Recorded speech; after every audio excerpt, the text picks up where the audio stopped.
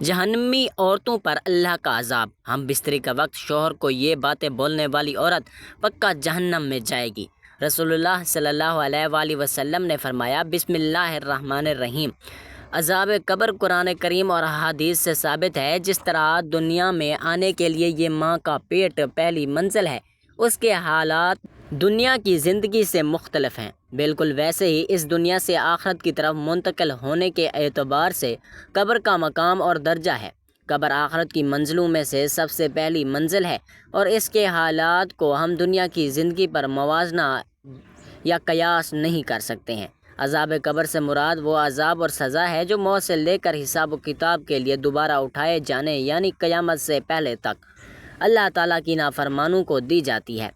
نبی کریم صلی اللہ علیہ وآلہ وسلم نماز کے تشہد میں اور اپنی دیگر دعاؤں میں عذاب قبر اور قبر و حشر کی فتنوں سے بکثرت اللہ کی پناہ مانگ کرتے تھے۔ حضرت امام خالد بنت خالد بیان کرتے ہیں کہ میں نے سنا نبی کریم صلی اللہ علیہ وآلہ وسلم عذاب قبر سے پناہ طلب کرتے تھے۔ حضرت عائشہ صدیقہ رضی اللہ تعالیٰ عنہ بیان کرتی ہیں کہ یہود کی بوڑھی عورتوں میں سے 2 بوڑھی عورتیں میرے پاس آئیں۔ وہ کہنے لگیں کہ قبر والوں کو ان کی قبروں میں عذاب دیا جاتا ہے۔ میں نے ان کی تکذیب کی اور ان کی تصدیق کرنے کو اچھا نہیں جانا۔ وہ چلی گئیں اور نبی کریم صلی اللہ علیہ وآلہ وسلم میرے پاس تشریف لائے۔ میں نے آپ سے عرض کیا اور ان 2 بوڑھی عورتوں کے آنے اور عذاب قبر کی خبر دینے کا تذکرہ کیا۔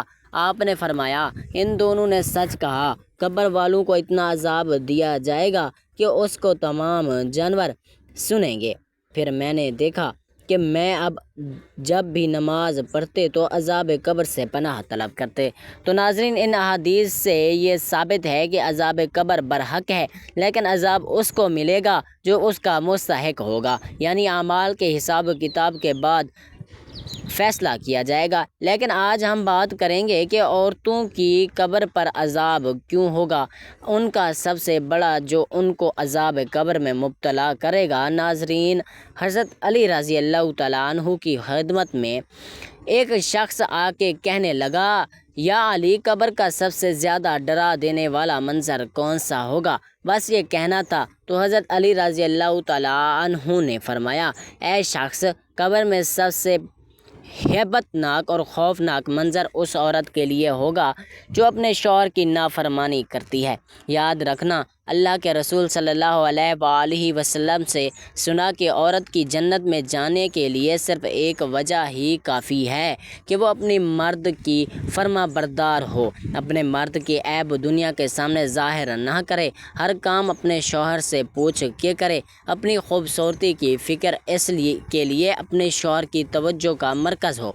اور عورت کے لیے دوزخ میں جانے کے لیے بھی یہ ایک وجہ ہی کافی ہے کہ وہ اپنے مرد کی عزت نہ کرتی ہو، لوگوں کے سامنے اس کی تذلیل اور غیبت کرتی ہو، اپنے مرد کو بتائے بغیر اپنے فعل انجام دیتی ہو۔ اللہ گواہ ہے، عورت کی سب سے افضل نیکی ہی یہ ہے کہ وہ اپنے گھر کو جنت بنائے، اپنے مرد کی چھوٹی چھوٹی غلطیوں کو درگزر کرے۔ باخدا عورت کا یہ عمل ہر عبادت اور ہر نیک عمل سے افضل ہے۔ یاد رکھنا، اس زمین پہ عنقریب ایک ایسا وقت آئے گا جب دنیا کے مرد عورتوں کے مثل ہوں گے اور دنیا کی عورتیں مردوں کی مثل ہوں گی۔ اس وقت عورتیں نہ تو اپنے مردوں کی عزت کریں گی اور نہ ہی اپنی زندگی کے فیصلے اپنے مردوں سے پوچھنا چاہیں گی۔ ان کے بناؤ سنگار کا مرکز غیر مرد کی توجہ ہوگی۔ مرد اپنی عورتوں پہ خرچ کرنے سے منہ موڑیں گے اور غیر عورتوں پہ فخر سے خرچ کریں گے۔ اے شخص، جب یہ وقت آ پہنچے تو سمجھ جانا قیامت آ پہنچی ہے۔ واضح رہے کہ شریعت میں بیوی پر شوہر کی فرما برداری کو واجب قرار دیا گیا ہے۔ بیوی کا شوہر کی نافرمانی کرنا، اس کو تکلیف پہنچانا، بچوں کو اس کے خلاف ورگلانا شرعاً ناجائز اور حرام ہے۔ آپ صلی اللہ علیہ وآلہ وسلم نے احادیث میں عورت پر اپنے شوہر کی اطاعت کو لازم قرار دیا ہے اور نافرمانی پر سخت وعیدات سنائی ہے۔ چنانچہ حدیث شریف میں ہے ترجمہ رسول اللہ صلی اللہ علیہ وآلہ وسلم نے فرمایا کہ اگر میں کسی کو اللہ تعالیٰ کے علاوہ کسی اور کے سامنے سجدہ کرنے کا حکم کرتا تو بیوی کو خاوند کے سامنے سجدہ کرنے کا حکم کرتا۔ حدیث شریف میں ہے ترجمہ حضرت عبداللہ بن عباس رضی اللہ تعالیٰ عنہ سے مروی ہے کہ رسول اللہ صلی اللہ علیہ وآلہ وسلم فرماتے ہیں کہ میں نے جہنم کو دیکھا تو میں نے آج جیسا منظر کبھی نہیں دیکھا، اور میں نے اس جہنم میں عورتوں کو مردوں کی نسبت زیادہ پایا۔ لوگوں نے پوچھا اے اللہ کے رسول صلی اللہ علیہ وآلہ وسلم وہ کیوں؟ تو آپ صلی اللہ علیہ وآلہ وسلم نے بتایا کہ ان کے کفر کی وجہ سے۔ کہا گیا کہ وہ اللہ تعالیٰ کا کفر کرتی ہیں۔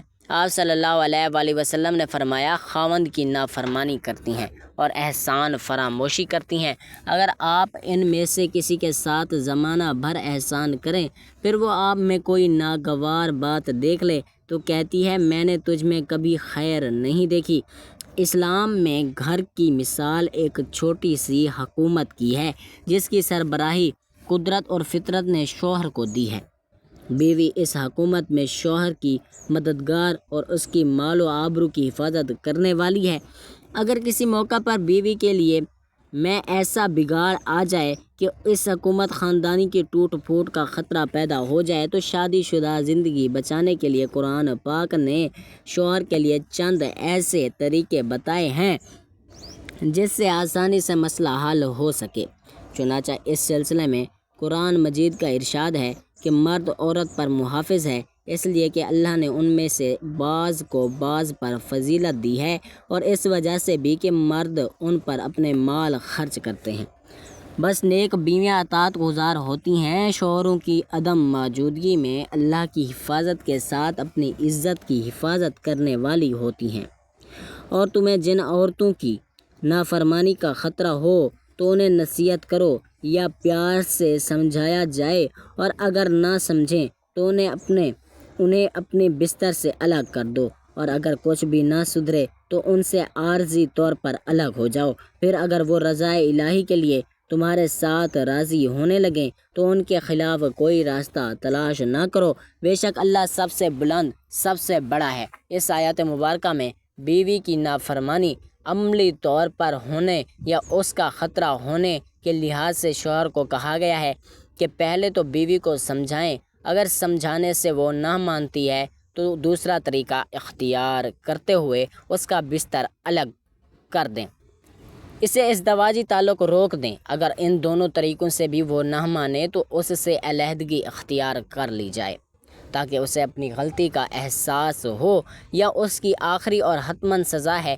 حضرت نوح علیہ السلام کی نافرمان بیویوں کا یہ انجام ہوا۔ اللہ پاک نے قرآن پاک میں ارشاد فرمایا اللہ نے ان لوگوں کے لیے جنہوں نے کفر کیا ہے، نوح علیہ السلام کی عورت وائلہ اور لوط علیہ السلام کی عورت واہلہ کی مثال بیان فرمائی ہے۔ وہ دونوں ہمارے بندوں میں سے دو صالح بندوں کے نکاح میں تھیں، سو دونوں ان سے خیانت کی، بس وہ اللہ کے عذاب کے سامنے ان کی کچھ کام نہ آئے، اور ان سے کہہ دیا گیا کہ تم دونوں عورتیں داخل ہونے والی کے ساتھ دوزخ میں داخل ہو جاؤ۔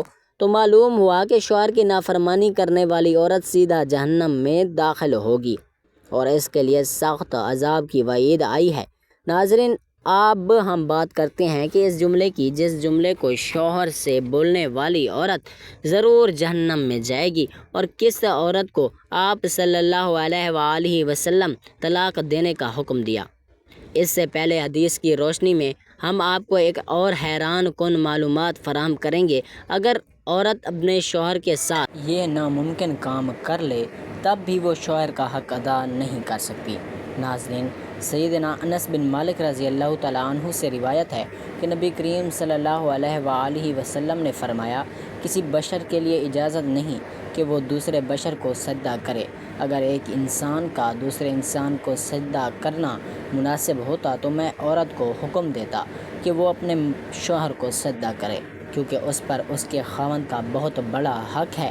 اس ذات کی قسم جس کے ہاتھوں میں میری جان ہے، اگر شوہر کو پاؤں سے لے کر سر کی مانگ تک پھوڑے نکل آئیں اور اس سے لہو اور پیپ بہنا شروع ہو جائے اور اس کی بیوی آ کر اس کو چاٹنا شروع کر دے تو پھر بھی وہ اپنے شوہر کا حق ادا نہیں کر سکتی۔